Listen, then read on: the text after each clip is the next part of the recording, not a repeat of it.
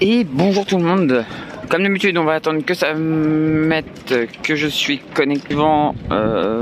Comme pas permis, il n'y aura pas eu un seul direct depuis la route du Rhum. Ou on n'aura pas eu de vent.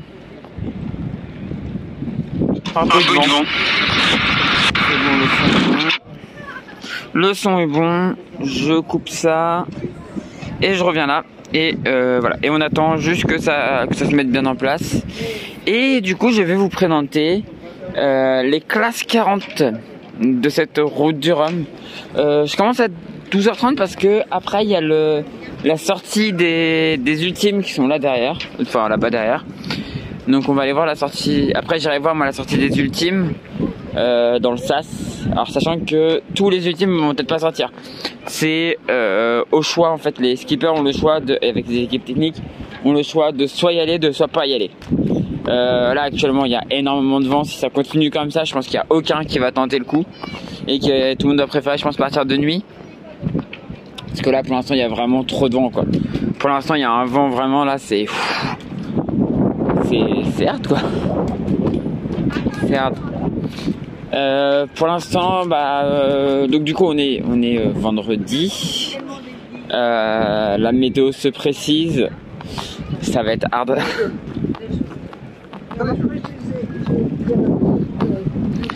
Il y a certains fichiers à 60 nœuds, il y a 6-7 mètres de creux, ça va être hard. Ça va être hard. Il y a moyen qu'on croise Jimmy, parce que Jimmy, je l'ai vu tout à l'heure. Jimmy Parrain, mon ami. Et donc voilà. Donc là, on va parler des classes 40, ça va être très intéressant parce que alors il y en a qui sont assez semblables, hein. On va pouvoir voir qu'il y en a qui sont assez semblables. Parce que c'est une classe où il y a pas mal de bateaux entre guillemets de série, même si c'est pas vraiment des séries, puisqu'ils peuvent après les modifier et faire des petites différences dessus. Regardez, regarde là.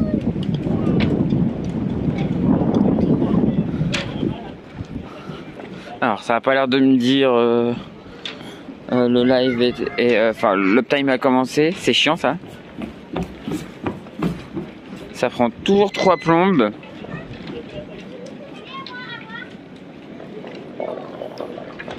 Bon c'est pas grave, je pense que j'ai commencé et puis dans tous les cas je pense que ça a quand même commencé. Salut Jules, comment tu vas? Je pense que l'uptime a quand même commencé, donc on va commencer. Du coup on va commencer la présentation des classes 40. Et donc je vais lancer un. Et du coup bonjour tout le monde, bienvenue pour la dernière fois du coup sur les quêtes Saint-Malo, puisque c'est le dernier live sur les quêtes Saint-Malo. On voit les ultimes encore, mais plus pour longtemps. Dans 1 heure, alors sur YouTube ils seront déjà partis, mais dans 1 heure à peu près normalement, non 1h30 je crois, ou 2 heures, ils sont censés partir. J'y crois pas une seconde. Vu le vent qu'il y a, j'y crois pas une seule seconde. Mais alors vraiment pas, hein. C'est littéralement ouais non. Je pense qu'ils vont partir cette nuit. Parce que ça souffle vraiment très fort, je pense que vous l'entendez dans le micro. C'est assez violent. Mais aujourd'hui du coup je vais vous présenter du coup la dernière classe que je vous ai pas présentée. Et c'est les classes 40, la classe la plus représentée sur cette route du Rhum destination Guadeloupe, puisqu'ils sont 55 au départ. Ils sont 55 au départ, ce qui est quand même assez énorme. C'est quand même assez énorme. C'est une classe qui est assez hétéroclite. Il y a des skippers pro, quelques amateurs. Il y a des bateaux qui sont de dernière génération, des bateaux qui sont plus vieux, des bateaux qui jouent la gagne, d'autres qui jouent plutôt d'autres petits classements. Il y a la partie vintage, il y a plein de trucs. Donc voilà, je ne connais pas tous les skippers par cœur. Je vais vous parler. On va voir tous les bateaux, mais s'il y a un skipper que je ne connais pas, je suis désolé d'avance. Parce que tous les noms ne sont pas marqués. Et on commence du coup tout de suite avec Keguiner, le bateau de Corentin Douguet. Favori pour moi. Enfin, il y a beaucoup de favoris sur cette route du Rhum en classe 40. Beaucoup de favoris. Mais pour moi, Corentin Douguet est un des grands favoris. Il a montré sur cette année, donc le bateau de cette année, il a montré sur cette année que il fallait le suivre quoi. Et voilà.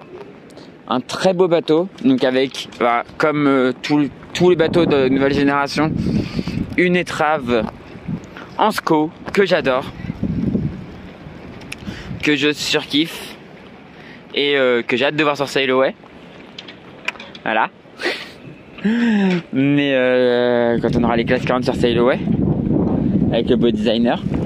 Mais voilà, un bon bateau qui est capable de bien figurer et de jouer la gagne. Un potentiellement winner.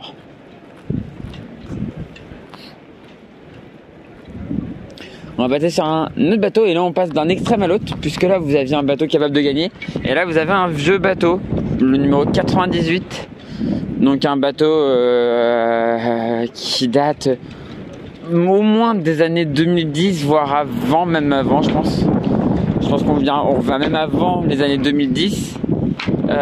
Donc un vieux bateau, c'est Maxim Co Kilo Skip, peut-être un classement vintage. Il courra du coup, je crois qu'il peut être intégré du coup dans le classement vintage vu son numéro et son âge. Mais les anciennes générations, on voit que les bateaux ont bien évolué en classe 40. C'est un peu le 40, on va remonter les...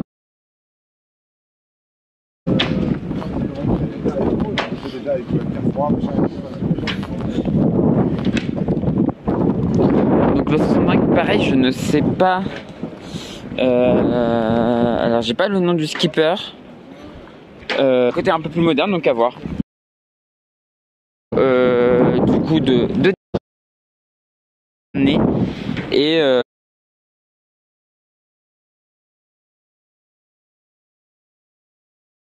à voir le classement, à voir ce que ça peut donner le classement.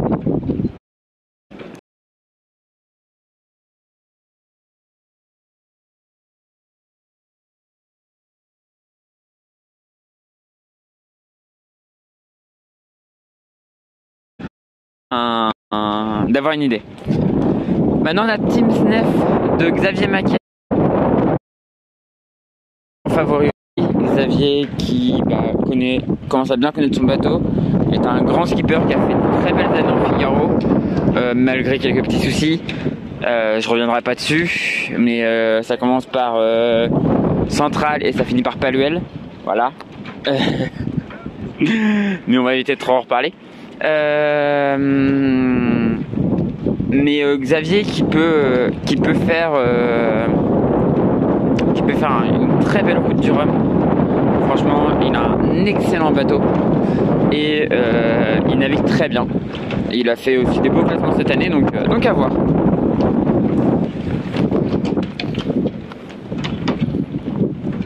Là on a le bateau numéro 115, pareil, pas de nom marqué dessus. Et du coup un bateau pareil qui rentrerait, oui, normalement dans les vintage. Donc un bateau du coup 115, ça date d'avant la Jacques Vabre 2014. Donc ça doit être pas Jacques Vabre mais Route du Rhum 2014. Parce que Route du Rhum 2014 on était dans les 130. Donc on doit être dans les années 2010 aussi. 2010 ou un peu avant. Ou dans les années quoi, dans ces années là. Début des années 2010. Donc un vieux bateau, mais voilà, pareil, classement. Ça va tenter de jouer le classement des vieux bateaux. Là, la région Occitane, groupe HBF Reforest Action de Quito de Pavan. Quito qui a un bateau encore à être pointu. Alors il peut pas rentrer dans la catégorie des bateaux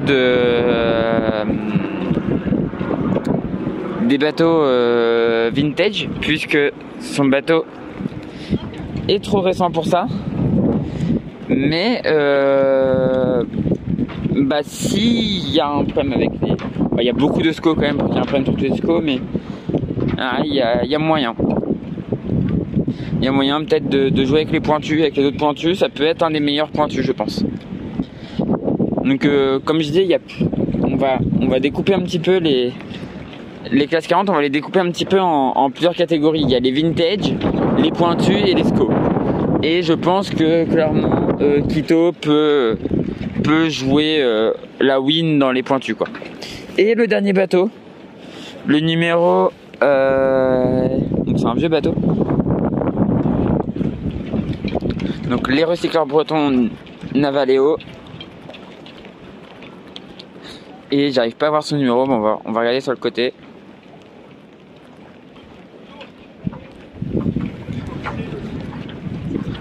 On va regarder sur le côté, on va essayer de voir. Numéro 88 de Erwan Hubbard. Donc un ancien bateau, pareil, qui va jouer dans les vintage, et qui dans les anciens bateaux n'est pas le plus récent, mais peut peut-être bien jouer, puisque c'est un skipper. J'ai déjà entendu plusieurs fois son nom, et donc il commence à avoir de l'expérience en classe 40, donc à voir. Là on repasse, on a eu pas mal de... Enfin non, on a eu quand même pas mal de nouveaux bateaux, et là on passe encore sur un nouveau bateau, le bateau de Martin Lepape, Fondation Stargate. Donc le numéro 180, un des derniers bateaux sortis. Donc un bateau de toute dernière génération qui a été d'ailleurs baptisé ce matin. Il a été baptisé ce matin. Un bateau qui peut jouer sur le papier un très beau classement. Sachant que Martin par la suite veut aller sur plus gros par la suite. Mais un bateau qui peut jouer un beau classement sur cette route du Rhum. Un bateau qui a une forme très particulière encore. Donc les classes 40, vous avez des bateaux qui sont construits presque en série, sauf que derrière il y a les évolutions, alors sont pas libres s'il y a une classe, mais vous pouvez le faire évoluer comme à votre sauce quoi. Mais sinon vous avez des side bateaux, les Pogo S4, enfin vous allez voir. Oui c'est ça, les Pogo S4 je crois, il y a plusieurs séries, et ensuite on fait un peu ce qu'on veut. Volvo de Jonas Garken, qui pour moi peut être placé parmi les favoris. Ça fait plus d'1 an qu'il a le bateau, il commence à bien le connaître, le bateau est bon. Donc un bateau à surveiller, clairement un bateau à surveiller sur cette route du Rhum. Donc Jonas Garken, le Belge. Il me dit que maintenant que j'arrive à être online.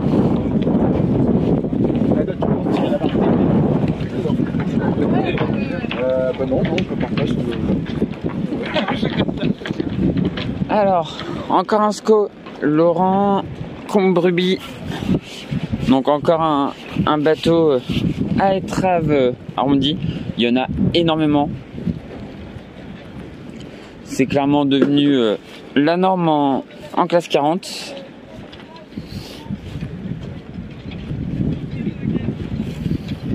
Donc après, de toute façon, tout ce qui... Alors, je connais pas trop l'histoire de ce bateau, donc je peux pas dire grand chose. Centre-accord de Michael Mergui.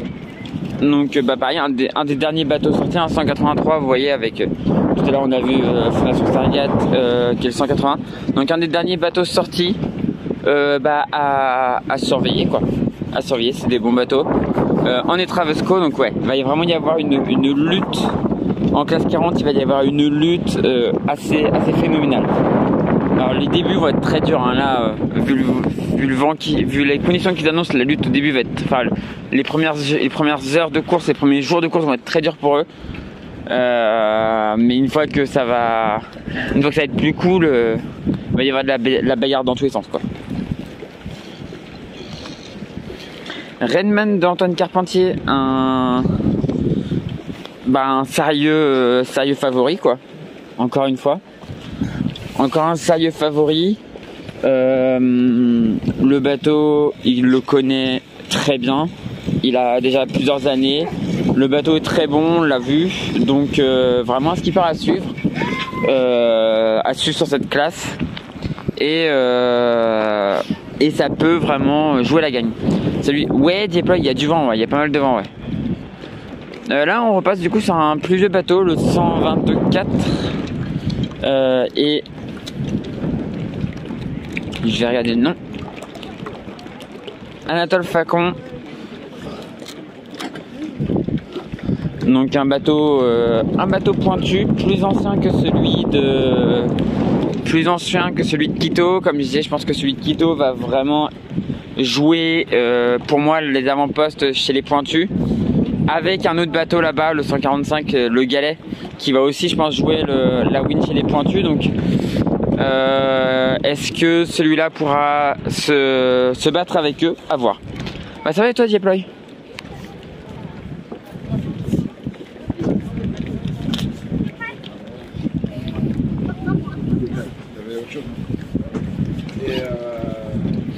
On repasse sur un favori.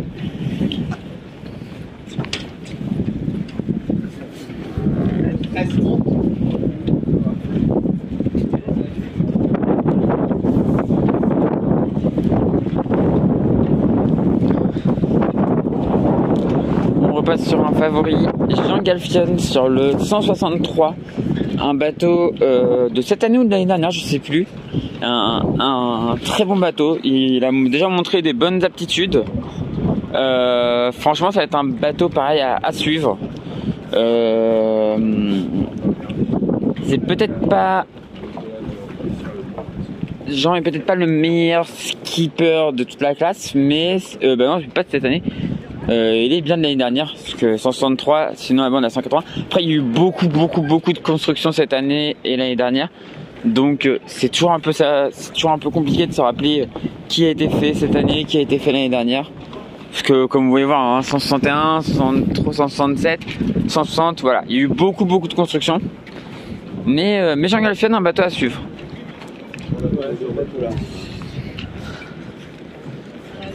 Le 167 à Pisevor, qui est dans sa deuxième année, j'ai oublié le nom. Il n'y a pas le nom du skipper marqué dessus, mais de ce que je me rappelle, c'est un bateau aussi à suivre. Pareil, toujours en SCO. Enfin voilà, un bon petit bateau qui va être à suivre. Parce que on a vu sur la Jaiva que ça avait. On a vu sur les courses là, ça avait pas trop mal marché, donc à voir. Le 171, et j'essaie d'aller un peu vite parce qu'il y a quand même 55 bateaux. On est déjà à 19 minutes, donc voilà. Le 171, pareil, encore un SCO.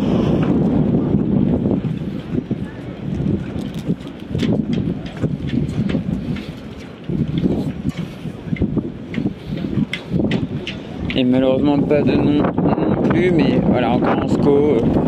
Et donc un bateau potentiellement sur le papier qui est capable d'être devant, quoi. Après le bateau ne fait pas tout, hein. Le skipper fait aussi énormément, mais déjà partir avec un bateau qui est bien né, ça c'est mieux. Pierre Cazeneuve sur le Galet,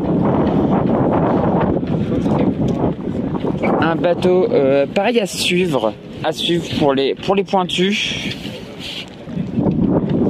Pierre Cazeneuve Perret, j'ai oublié le Perret derrière. Un bateau à suivre chez les pointus, qui a montré, on l'a vu très bien naviguer, par exemple, c'était au départ de la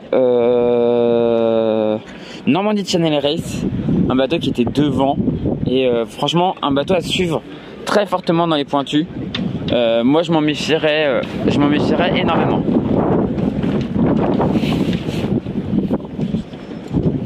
Encore un SCO, le j'ai pas le nom, mais pareil, un bateau à suivre.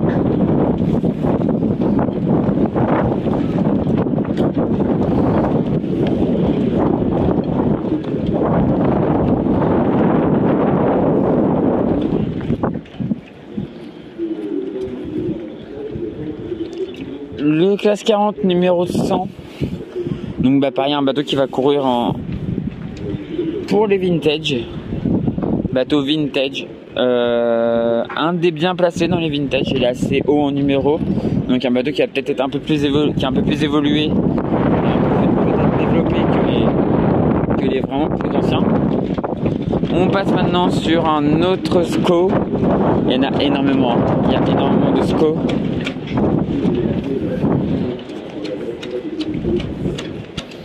Vraiment beaucoup de SCO. Alors.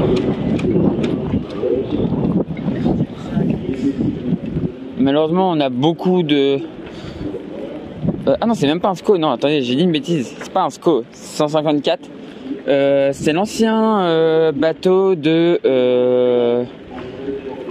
comment il s'appelait? C'est Nicolas. C'était un Normand, je me rappelle plus son prénom.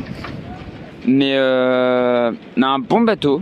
Alors qui du coup court pas dans la catégorie vintage, hein. C'est un bateau quand même qui est quand même assez récent. Qui il me semble, c'est le bateau qui a gagné il y a 4 ans. Mais qui maintenant par rapport au SCO il peut plus rien faire quoi. Il peut littéralement plus rien faire. Mais un bateau, donc Paul Cadot, un bateau à suivre dans les bateaux pointus aussi. Bateau à suivre dans les bateaux pointus. Le 134 ici, pareil, un bateau qu'il va falloir suivre dans les pointus.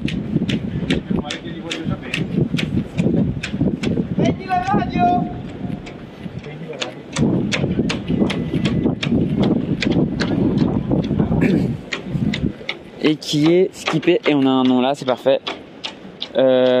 Olivier Delorieux, pardon. Donc voilà.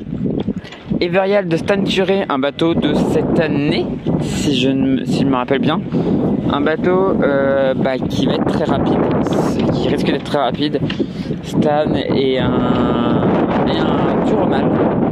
Et ça va être un mec à suivre sur cette route du Rhum, vraiment. Avant, il avait un bateau plus ancien et il arrivait à très bien s'en sortir. Et là, avec un bateau comme ça de dernière génération, ça promet.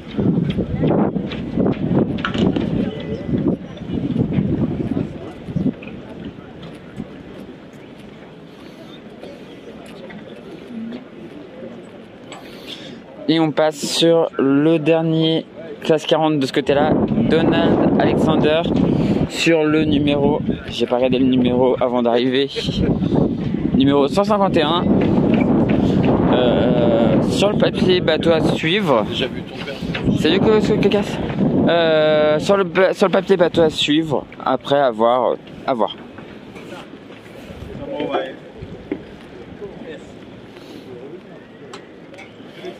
Croatia Full of Live de Ivica Kostevic, qui est en plein apprentissage de la course au large. L'année dernière, il avait couru avec quelqu'un que je connais. Donc il a bien appris l'année dernière. À voir cette année ce que ça va donner. Il a un bateau quand même qui est dans les 130. J'arrive pas à bien voir, mais qui est dans les 130. Donc bateau d'ancienne génération, mais voilà, il est encore là pour apprendre. Et on lui souhaite de bien apprendre dans des conditions pas faciles malheureusement pour lui.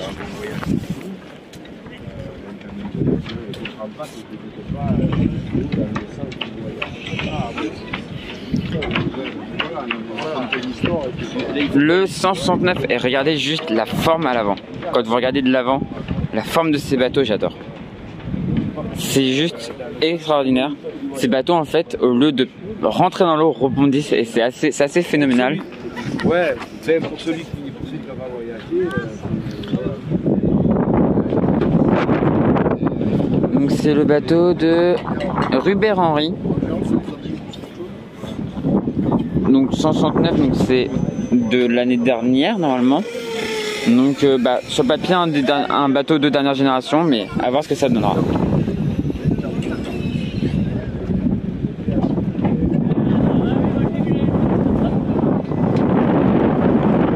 Là un bateau pointu. Donc, vous savez ce qu'on va faire, c'est je sais pas si on pourra mieux voir de devant. Le 142, donc un bateau pointu. À surveiller pour les pointus. Pour les pointus. Ouais, il est joli, ouais. Il est vraiment très beau.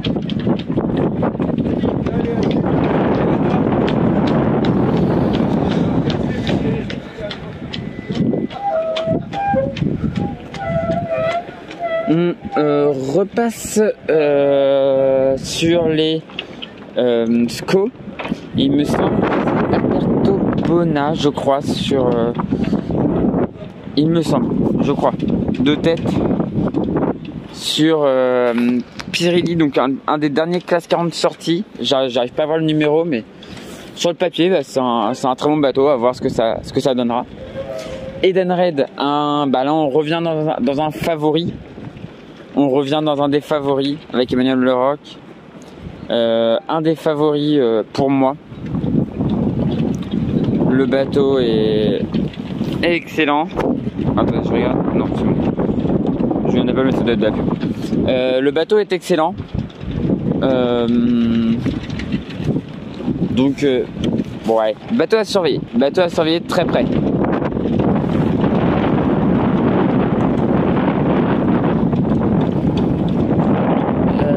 Alors là, c'est M. Claveau. Je sais pas quel est son prénom, mais un vieux bateau. Là on a encore un vieux bateau qui va plutôt être dans les vintage, et c'est le numéro 89. Numéro 89 à surveiller dans les vintage. C'est un vieux, même dans les vintage c'est un vieux, mais à voir. Curium de Marc Lopesque, un Normand. J'ai très envie de dire à surveiller quoi. À surveiller, on espère un beau classement. Ça peut faire un beau classement. C'est pas ses débuts en classe 40, il avait déjà fait du classe 40 avant. Le bateau est récent, mais je pense que ça peut faire un très beau classement. Là on repasse sur un favori, Banque du Léman.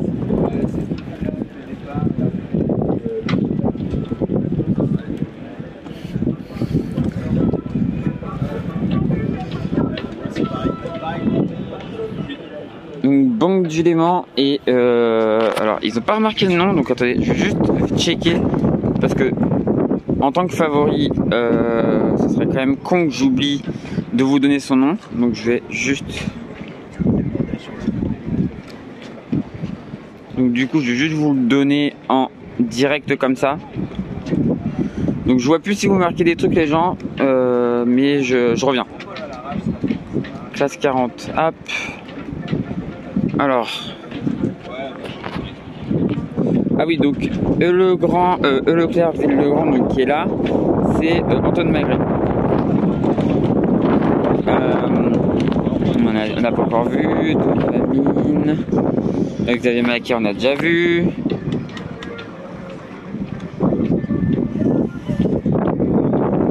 Non, attendez, je regarde et je vous dis ça.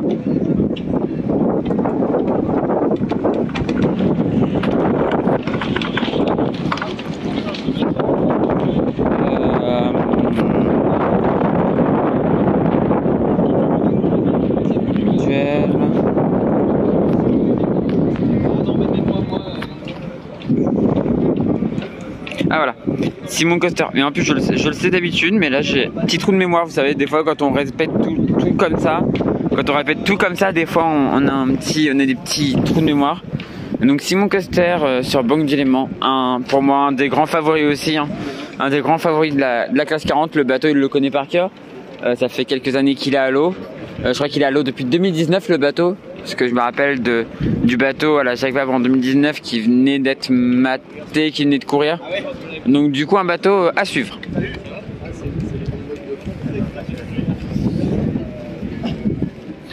Alors là on retrouve un bateau d'ancienne génération. On va regarder son numéro. Donc c'est Victor de Just. Et on va regarder son numéro, le 109. Si je vois bien. Ouais, ça 109. On parlera de celui après. Donc un bateau d'ancienne génération, mais c'était des bons bateaux, ces bateaux de l'époque, c'était des bons petits bateaux. Donc un bateau qui va courir dans les vintage. Donc à voir, à suivre. Et on finit du coup cette partie du ponton, puisqu'après on a encore la partie là-bas. Mais on arrive sur Arkea Paprec de Johan Richomme, le tenant du titre. Grand favori aussi, le bateau date de cette année, mais en classe 40 c'est moins grave d'avoir un bateau de l'année parce que c'est des bateaux qui sont plus fiables. Alors qu'on a Stan Turet qui va passer. En classe 40 c'est moins grave d'avoir un bateau de l'année. Salut. Tu vas bien? Ça va et toi? Donc c'est moins grave d'avoir un bateau de l'année en classe 40 par rapport à un IMOCA par exemple. Donc à surveiller Johan Richomme.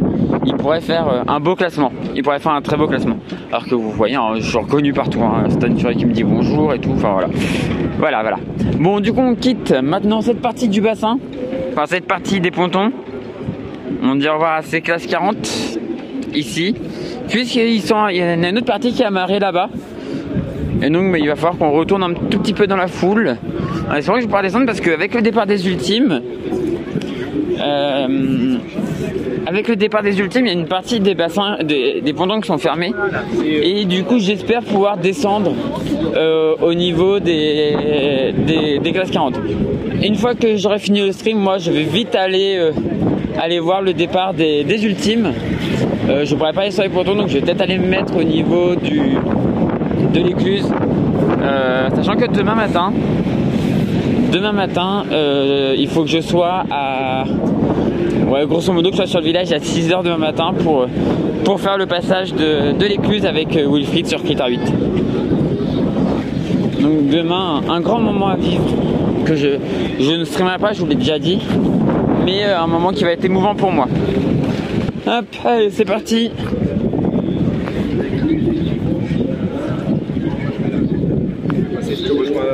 Ah ouais? Ah. Nous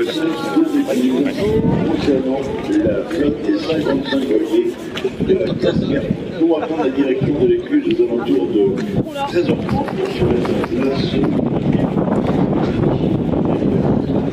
Allez, on change de ponton.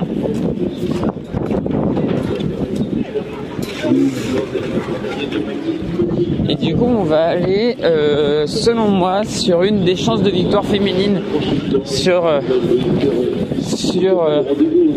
Notamment demain après-midi pour la présentation des marins de la flotte des IMOCA. 14h45, début direct, et normalement c'est tout à l'heure. Les équipes accéderont à exécuter à partir de 15h. Vous pourrez prendre place dans cette écluse de part et d'autre dans les marins. 15h15, 16h30. À tout à l'heure. Ok, donc bientôt. Je pense pas que j'aurai de place malheureusement. Mais on va aller voir, du coup, on va redescendre au niveau des autres classes 40 et on va aller voir une des chances de victoire selon moi féminine sur cette route du Rhum. Hop. Hop. Et voilà, on arrive.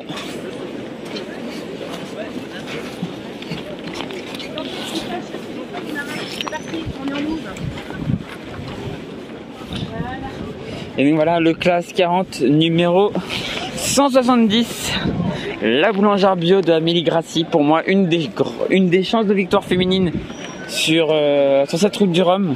Amélie s'est bien entraînée avec, elle a une Tronade Jacques Vabre avec. On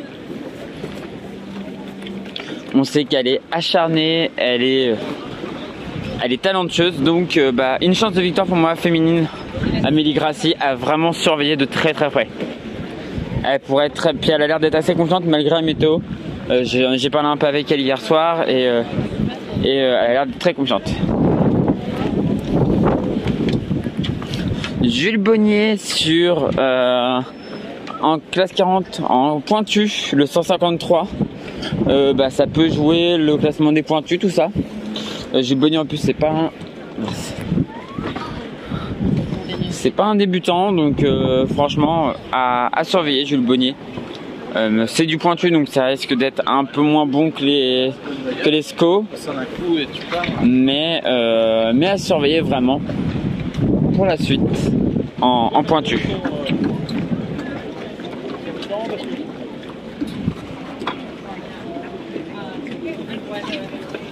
Whether that's more or less. On arrive sur Croxel. Alors.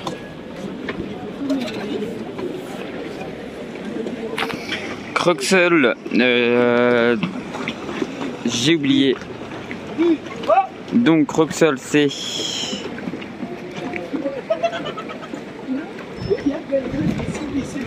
Michel, t'as les mecs qui se contentent d'un peu avec le seul, t'as les mecs qui... Voilà, tu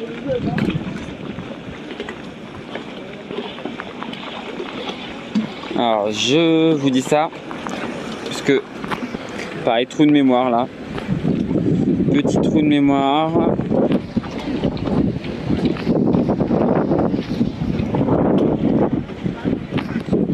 Et oui, tout à l'heure je vous ai dit Pierre Cazeneuve et c'est Cazenave, pardon. J'ai fait une erreur, c'est Pierre Cazenave-Perret, pardon.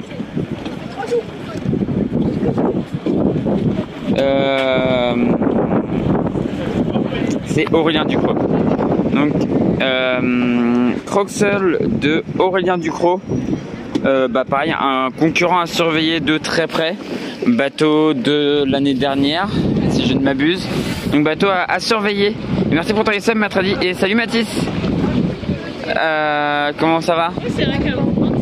Un bateau à surveiller, Croxel d'Aurélien Ducrot. Bateau qui a été assez stabilisé et bien optimisé, donc à voir. On continue avec le bateau de Kenny Piprol. Un autre SCO, le 174. Bateau pareil, que je me répète souvent, mais je préférais de l'autre côté de l'écran. Bateau pareil à surveiller, hein. Je me répète, mais il y a beaucoup de bateaux à surveiller, et celui qui est dans mon dos est encore plus à surveiller. Donc voilà, ça va être. Oui, j'ai un poster de Tanguy, oui.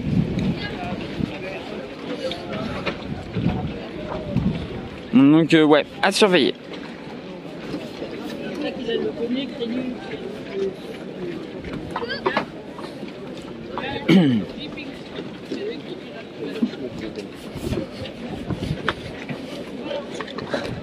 Gros favori. Et je suis même pas sûr que j'ai mis assez de gros.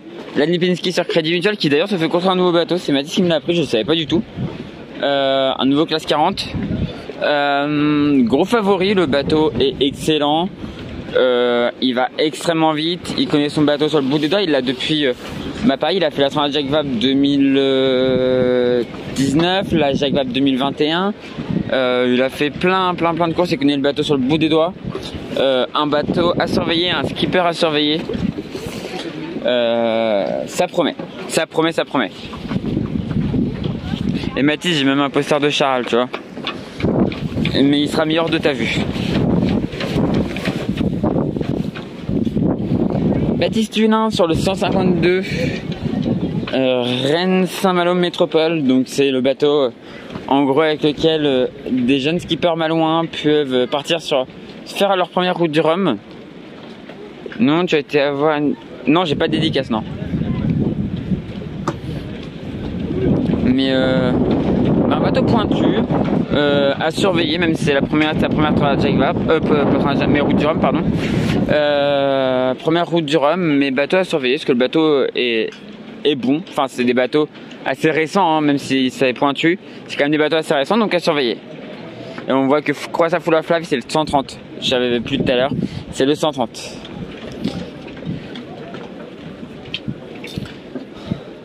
Donc là on est sur Viranga, donc un Pogo S4 comme vous pouvez voir. Donc comme je disais tout à l'heure, il y a plusieurs séries en fait en classe 40, et ça c'est la série Pogo S4, le numéro 173, et on va regarder ce que je ne connais. Oh zut, ça aurait été beau dans ton décor d'avoir le dédicace du futur vainqueur dans l'audio. Vu les conditions, ça m'étonnerait. On va regarder rapidement. Parce que quand il y a 55 bateaux à voir, c'est compliqué de retrouver.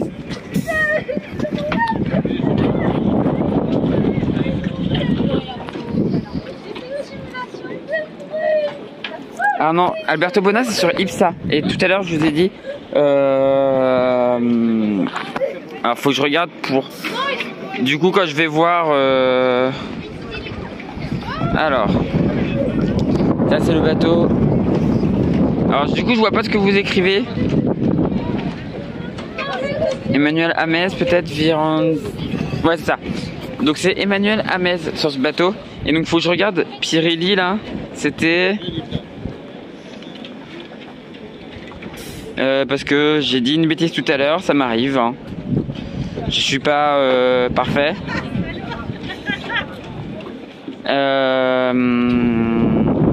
Le galet.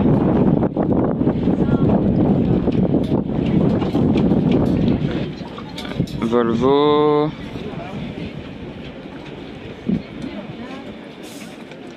Alors si vous mettez un mot là, je ne le vois pas. Hein.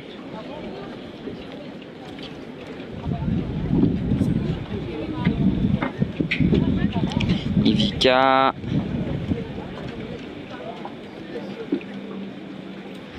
Alors. Eh ben je trouve pas. Désolé, je trouve pas du coup. Je ne trouve pas malheureusement. Désolé. Oh zut, ça aurait été... En fait, tu avais mis... Oui, j'y ai même parlé un petit peu. Je lui ai parlé un petit peu. Donc voilà, un bateau de génération... Bah, de dernière génération. Et là, on arrive sur un bateau de cette année. La module création de Luc Berry. 185. Le numéro 185. Donc un bateau toujours en SCO. Hein. Maintenant on construira plus autre chose je pense que des SCO. Donc j'entendais bateau qui casse les vagues. Et oui. Alors pourquoi on peut en parler hein, parce que c'est vrai que je vous explique, je vous dis les SCO machin c'est génial. Et en fait ça passe mieux parce qu'en fait comme vous pouvez voir en dessous là, en dessous ça se soulève en fait. La carène en fait l'avant, l'étrave est plus haute que le niveau de l'eau. Et en fait le bateau au lieu de rentrer dans la vague, il rebondit dessus. Donc en fait il pousse moins d'eau. Il pousse moins d'eau et donc du coup bah il accélère quoi. Tout simplement. C'est simplifié mais voilà c'est à peu près ça quoi. C'est à peu près ça. Donc un bateau à suivre. Un bateau à suivre. Luc Berry en plus il porte un beau projet avec les clowns. Le rire médecin. Donc c'est des clowns qui vont dans des hôpitaux pour faire rire un peu les enfants malades. Et voilà. Et d'ailleurs j'ai pris la maquette de ce bateau pour aider cette petite association. Voilà. Et à côté de ça, voilà, un bateau qui va être redoutable, je pense. Bateau vraiment à suivre. Et là, on repasse sur un bateau vintage.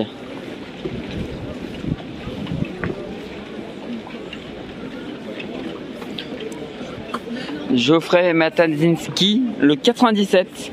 Donc bateau vintage. Pas le plus récent des vintage, donc je sais pas si ça peut donner. Après voilà, comme je l'ai dit, il y a à la fois des amateurs et à la fois des pros. Faut voir sur quoi il veut se classer lui. Je pense que c'est plutôt de l'aventure. Le 149 bleu, blanc et j'ai pas le nom aussi. Le 149 du coup on va regarder ouais ça c'est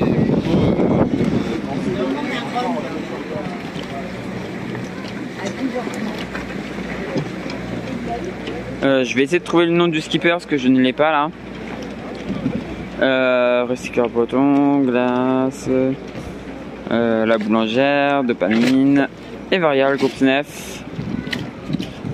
Ah voilà, bleu blanc, Hervé Thomas. Hervé Thomas du coup qui part sur ce classe 40. Donc un bateau d'ancienne génération, donc numéro 149. À bout pointu, mais un bateau qui peut être redoutable dans les bateaux pointus, je pense. Project Rescue Ocean, un bateau aussi à surveiller, un SCO. Et c'est dommage quand même qu'il n'y ait pas le nom des skippers. Et le pire c'est qu'alors, je vous l'aurais sorti comme ça là, de tête je vous l'aurais sorti. Et là j'ai un trou de mémoire, comme depuis le début en fait j'ai que des trous de mémoire. Donc je vais vous dire ça, Project Rescue Ocean. Heureusement que j'ai ouvert la page juste à côté. Alors c'est toujours un peu chiant parce qu'il y a quand même 55 skippers comme je disais. Donc tout retenir c'est compliqué quoi.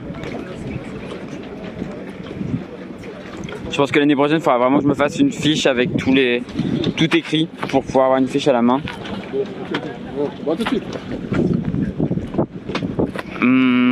Il y en a qui c'est plus simple pour moi à retenir, mais celui-là, donc en plus c'est un favori, donc il faut vraiment que je retienne.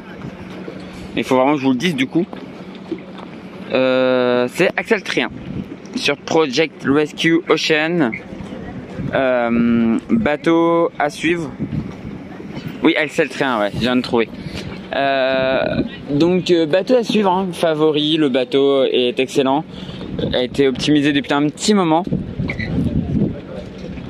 Donc il va falloir suivre. On passe sur Ipsa de Alberto Bona. Donc voilà, c'est vrai, tout à l'heure je me suis trompé, puis c'est pas Alberto Bona. J'ai pas retrouvé tout à l'heure. Pareil, un SCO.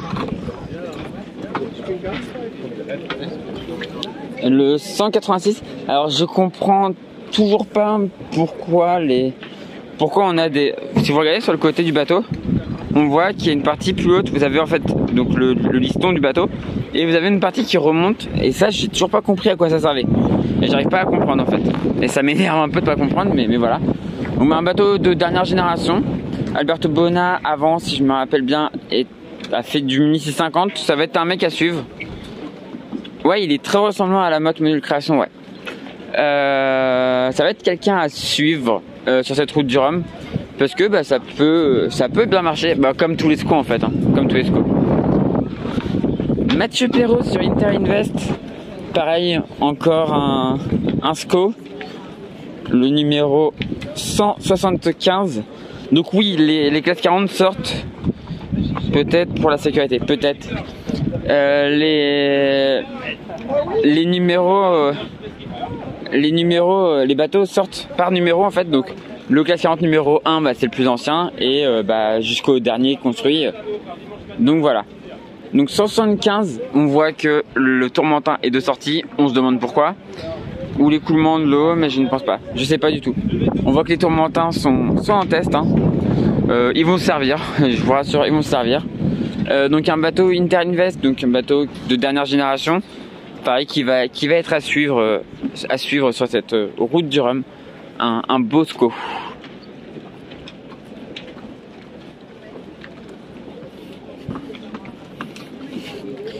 Et là, on arrive sur Médecin du Monde de Morgane Urso-Poupon, qui est, si je ne me trompe, le bateau le plus ancien de la flotte. Le bateau le plus ancien de la flotte à partir, mais avec pareil un beau message. Par rapport aux autres classes 40, même dans la catégorie vintage, ça va être compliqué, je pense. Pour elle de figurer, mais une belle aventure et un beau message porté sur l'océan Atlantique. Et on passe sur le bateau de Martin Louchard, Randstad, donc le 155, donc pareil un bateau qui va pouvoir se battre normalement dans le classement des bateaux, classement officieux, hein, je précise, parce que normalement en classe 40 on ne classe qu'un vainqueur, c'est le premier arrivé. Mais entre eux, voilà, ils se donnent des petites classes, des petites sous-classes. Et il y a le premier pointu, il y a le premier tout court, le premier pointu et le premier vintage. Et du coup, Randstad pour moi peut jouer dans les premiers pointus. Donc voilà. Un petit peu d'expérience à bord de ce bateau, donc ça peut bien marcher.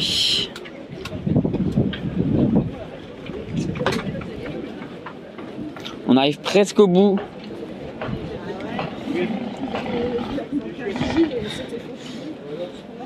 Il restera 5 classes 40 après celui-là. On repasse sur un SCO William Mathieu Moreau sur un très beau SCO décuple.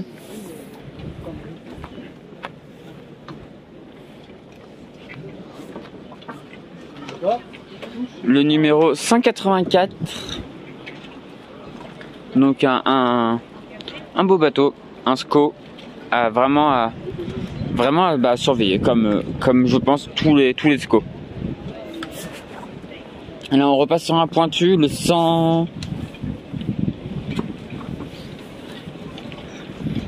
144 et le 144, si je me rappelle bien, je me trompe peut-être, mais il me semble que le 144 c'était le bateau de Maxime Sorel avant, si je me rappelle bien. Il me semble que c'était le bateau de Maxime Sorel à l'époque en classe 40. Je crois que c'est ça, mais je suis pas sûr. De Greg Léonard. Donc un bateau qui était bien né, qui avait été bien fabriqué, qui a gagné quelques courses en classe 40, qui va être bien placé parmi les pointus, même s'il y a des bateaux un peu plus récents chez les pointus. Donc à voir, à suivre.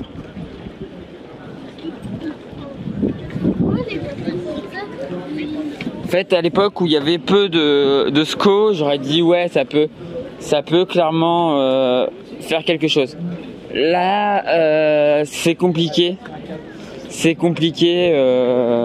Parce que maintenant il y a trop de SCO quoi. Il y a trop de SCO. Ça m'étonnerait que tous les SCO n'arrivent pas. Oui, c'est bien l'ancien VNB. Ok. Merci Mathis pour la confirmation.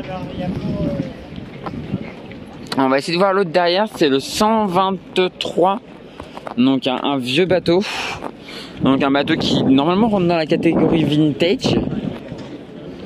Donc un vieux bateau, mais dans les vieux bateaux c'est un des plus récents. Pas le nom du skipper, mais à suivre. Mathis va hurler. On se doutait bien qu'en revenant maintenant. Alors. Mais là je suis très content. Alors là on a le bateau de Cédric Château, donc c'est un des bateaux les plus récents. Il a fait la Transat Vabre l'année dernière. Cette année il fait la route du Rhum. Cédric connaît parfaitement bien son bateau. Bon, j'ai pas besoin de vous préciser d'où il vient, Cédric. Voilà, je crois qu'il n'y a pas besoin de le dire.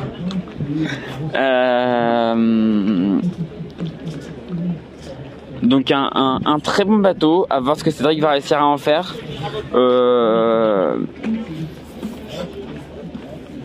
Ouais, c'est un gros compétiteur. J'ai bien envie de le classer dans les favoris. Et pas juste parce qu'il est normand, mais ouais, un petit peu quand même si. Mais ouais, quelqu'un qui va être à surveiller et que moi je vais bien sûr bien surveiller. Et qui pourrait faire un très très beau classement. Et pourquoi pas une win, hein. Pourquoi pas une win. Et il ne reste plus que 2 classes 40. Et donc je sais plus par contre le numéro du bateau de Cédric. C'est le 172. Ça me fait mal aux yeux, le port d'attache du bateau. On va retourner voir après, t'inquiète pas. Le 172 du coup, un bon bateau. Et là on passe devant le 135 Vogue avec un Krone de Pierre-Louis Atwell. Je reprécise d'où il vient, Pierre-Louis aussi, ou comment ça se passe. Donc Pierre-Louis qui navigue pour la bonne cause et aussi pour une maladie que lui-même a. Non, oui, je précise, il vient de Normandie. Donc la maladie de Crohn, pour ceux qui savent pas ce que c'est une maladie sur la partie digestive, si je ne m'abuse. Et donc il en est atteint de cette maladie. Et il veut porter un beau message. Et il porte un très beau message avec ce bateau. Donc Pierre-Louis Atwell qui va être à suivre sur cette route du Rhum. Il a un bateau dans les pointus qui est pas trop vieux, mais bon, il commence quand même, ça date quand même des années 2014 ces bateaux-là. Les 130 c'était année 2014 à peu près. Donc à voir ce que ça va donner. Mais bien évidemment je le soutiens à 2000%. Et pas juste parce qu'il est normand, parce qu'en plus il a l'air sympa. Et on finit du coup par le dernier classe 40 qu'on voit ici, le numéro 5. Mais qui va être à suivre aussi.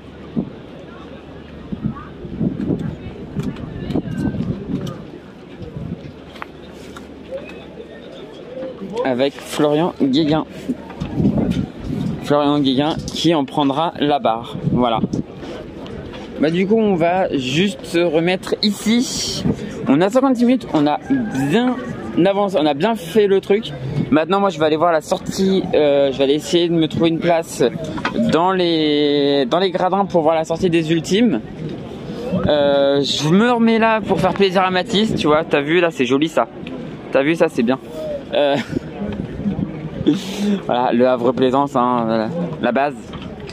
14h30, ouais, normalement. Parce que le vent commence à se calmer, donc il y a moyen que ça se fasse. Le vent commence vraiment à se calmer, donc il y a moyen que ça se fasse. Donc je vais aller voir, je vais me dépêcher là d'aller bouger. Parce que normalement ils ouvraient les gradins là tout de suite, donc je vais essayer d'aller voir.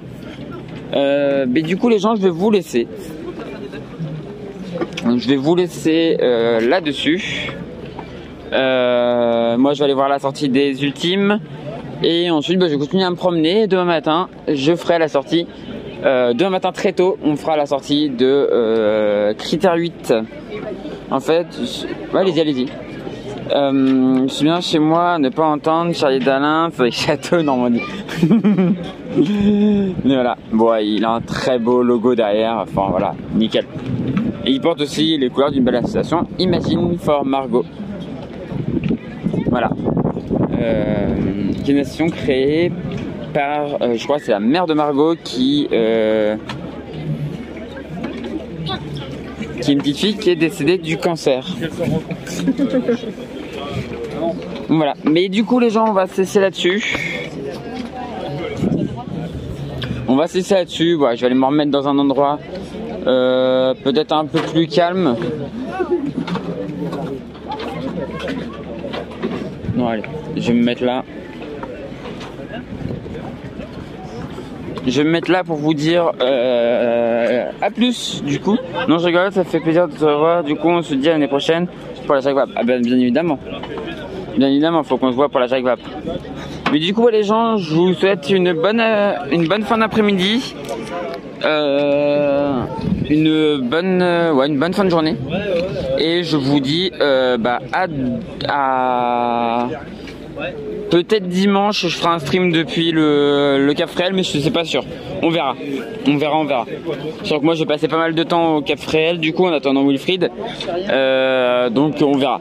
Mais du coup je vous souhaite une bonne après-midi et à la prochaine. Ciao. Bon après-midi.